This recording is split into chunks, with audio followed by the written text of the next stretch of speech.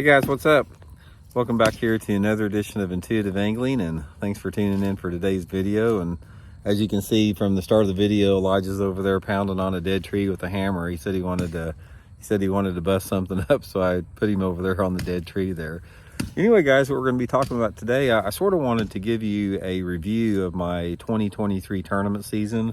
I sort of maybe go over a little bit about what I experienced this past year fishing tournaments and maybe some things you can learn from it, what I learned about time on the water. It's like every single year, it doesn't matter what type of season you have, if it's a great season or mediocre or bad season, you always come away with it with a learning experience. So I'm going to sort of go over my tournaments and see if we can take anything away from that. Real quick guys, I just wanted to remind everybody, anybody interested in booking an on-the-water lesson with me this fall or winter, just shoot me a private message on my Facebook page, Randy Blockett Professional Angler, for the details. And also you can book a one-on-one Zoom call with me by going to fishingamoment.com and just basically hit the virtual lessons tab on there, and it's a chance to talk with me one-on-one about any topic you want to about fishing. So much appreciated. Links in the description there. Okay guys, I just wrapped up my final tournament of the year last week, the BFL regional down there at Lake Eufaula, Oklahoma, and wound up fishing. See, it was 9 tournaments this year. I fished the BFL Ozark division. I finished 31st in the points there and qualified for the regional, and I fished the Plains division of the Toyota series, and I finished somewhere in the 40s. I missed the Toyota Series Championship, which was a bummer because it's on Table Rock Lake, but it's sort of want to go over how everything unfolded with that. I had a lot of tournaments this year on Lake of the Ozarks and Table Rock. We had a lot of our schedule was on those lakes, so I had a chance to fish them during several different times of the year. And the first thing that stands out to me about this season, more than anything else, is how important it is to get a kicker every day in a tournament. And I've always known this, but it was really evident this year, if you don't get a kicker fish, like one of those 4-pound fish just out of nowhere, you're not even going to get a check in a tournament. I caught limits in the vast majority of every tournament I fished every day of the tournament, but for whatever reason, I just did not get those kicker fish very often. And as a result, I had the finishes I did. It wasn't horrible. It wasn't awesome. I mean, I was expecting to do better. I was expecting to be in the top 20 and both points. As it turned out, I was 31st and 40 something, and that's a direct result of not getting that kicker fish, that 4-pound class fish every day of the tournament. Now, one of the things that I've noticed this year, as far as in the tournament competition, is how, and this is sort of being a casual observer, is about how the learning curve and how good everybody is getting on every single level, BFL, Toyota Series, whatever. I'm here to tell you guys right here, and it doesn't matter if you agree or disagree, it's a reality of the situation. I don't see any difference between the skill level of the Ozark Division BFL anglers and the Bassmaster Elite Series. Now there's a handful of guys. There's 3% of the guys are just on a different level, and there's no denying about that.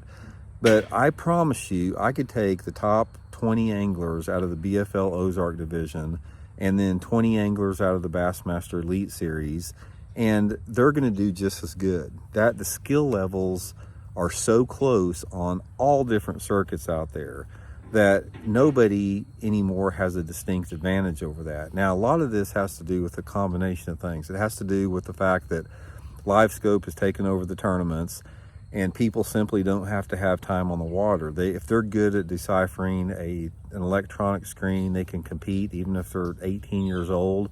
Doesn't matter how much, they don't have to know anything about seasonal movements or patterns of fish, as long as they can decipher the images, the live imaging on those units out there. And the second with that is the overload of information available through channels like mine, Intuitive Angling. It's like guys, you can get on YouTube and you can spend 30 minutes watching YouTube videos, and you can learn more about bass fishing than it took me a decade on the water myself. Back when I started out, you know, the only information that we had were fishing magazines and by fishing yourself. And the fishing magazines back then weren't any good, because the only articles that you had, most of the outdoor writers back then, they tended to think that they were better than pro fishermen. So they would write articles on how to fish this or that from their perspective. And they weren't that good, but they thought they were that good. And pros weren't interviewed that much in it. So it took forever to learn anything, because nobody wanted to share information. Since there wasn't any other way to get information, when you worked your butt off to find out techniques and strategies, people were not willing to share that. So as a result, it took forever to learn. But now, with all the technology and the internet and access to information, people have just, the skill level between anglers, there's no daylight between them. Because here's another thing about it. It's like, let's go back to, say, Table Rock. If you had a Bassmaster Elite tournament on Table Rock, and you had a Ozark Division BFL tournament on Table Rock, it's still going to take the same thing. The weights are going to be the same. It's still going to take 12 or 13 pounds a day to make a check, and it's still going to take 17 to 18, 19 pounds to win the tournament. It doesn't matter if it's a BFL, or it doesn't matter if it's a Bassmaster Elite Series. So from that standpoint, one of the things I can tell you from this year's competition, it is tougher than ever to compete and to excel in tournaments. I've noticed that out there. It's like, I don't care the age group of the anglers out there, but nobody makes mistakes hardly. And one of the things that I have seen this year in the tournaments is, like, if I go out in a tournament and say I get 10 bites during the course of a day, and I happen to get a 4-pounder and lose it, in the past that was okay, because if you caught a limit of fish 25 years ago, most of the time you made a check if you caught a limit of fish. That's not the case now, guys. If you lose a 4-pound fish, and somebody else is going to get that 4-pound fish in, they're not going to make that mistake. So there's no room for error. You have to fish clean every tournament. You have to be in the right place at the right time, and you have to get fortunate enough to get those better bites. Another thing that I noticed this year, which is no surprise to anyone, was the absolute 100 complete total domination of live scope in the tournaments. The Ozark Division, Plains Division, and the BFL Ozark Division I fish were a microcosm of the same thing we've seen all over the country, in the fact that all the tournaments get one live scoping. I don't care when it is. Doesn't matter if it's April or July or, you know, February or November. They're going to get one live scoping. And usually there's going to be maybe one, maybe two anglers in the top 10, most of the time one or less, that basically finish in the top 10 by just real bass fishing techniques. Y'all done? Yeah. Okay. You get a good workout? Yeah. Okay. So from that standpoint, I have realized that it's not like it was 10 years ago. 10 years ago, when I went to a tournament, I knew if I happened to get on the right technique and the right pattern, and I was at the right place at the right time, I had a chance to win or finish in the top 10 in any tournament that I went to, any single tournament. Now I realize that when I go to a tournament, there is no shot of me winning the tournament unless the situations are that fragmented like that. It's like the lake has to be flooded out, or every fish has to be shallow, or there's got to be some freakish situation to allow somebody fishing by real bass fishing techniques to win a tournament, because other than that, it's going to get one spotlighting for bass. All of our tournaments won. Every single freaking tournament was one spotlighting for bass this year. And it doesn't matter if the fish were bedding, they called them spotlighting bedding fish. It doesn't matter if they were out over 60 foot of water. It doesn't matter if they were underneath a boat dock. All spotlighters. So that's pretty discouraging and pretty depressing. That's one of the things, the big takeaway that I've seen from this year. One of the things that I did notice this year a little bit, there was a return to some of the old school techniques, because I caught a lot of my fish this year on baits that I had been fishing forever. I caught them on the old school jig. I caught fish on big, the flats, the old flat rubber skirted spinner baits out there. I caught some on some of my old jerk baits. I caught some on some 40-year-old crankbaits I had.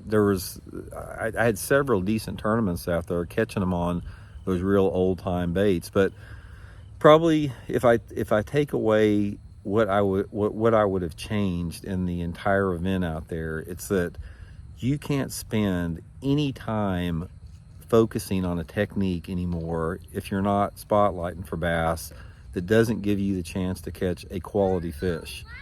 And in other words, you might as well put down your Ned rigs, you might as well put down your shaky heads, and you might as well get out those baits that have the potential and opportunity to produce a quality fish, and that's fishing those big baits out there.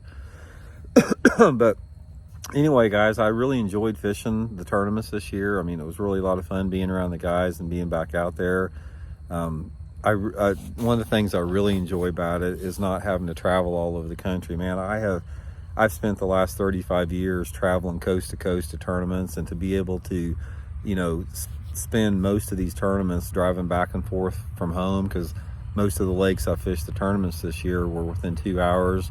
That was really nice. So I plan on doing the same thing again next year with it. And the approach that I have next year that is a little bit different is I've got to try to reinvent shallow water fishing, and I've got to try to open up some areas that have potential to do well fishing shallow that in the past I ignored. So I'm going to spend the winter focusing on what that is, tweaking some baits up, and trying to just maximize my chance to win a tournament if those situations get right. So looking forward to it there. Like I said, it was fun fishing this year. Like I said, had a decent year in the BFLs, finished 23rd in the regional.